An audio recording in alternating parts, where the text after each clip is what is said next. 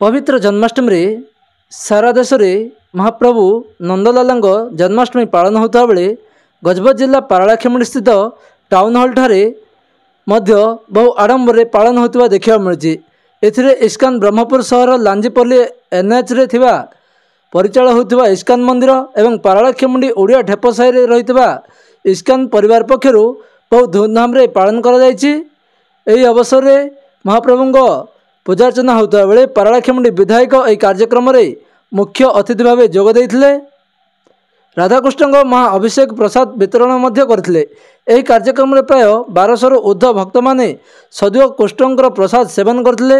यह कार्यक्रमटी को श्री मनोरंजन प्रभु, श्रीनिवास प्रभु, श्री मानस दास, मणिधर प्रभु, श्री कृपा परिवार प्रभु, श्री गिरिधर प्रभु, आदिकेशव दास मुख्य परिचालक भाव श्री कलानिधि हरि प्रभु द्वारा परिचालित होता। यह समय पारलाखेमुंडी एक आध्यात्मिक परिवेश सृष्टि होता।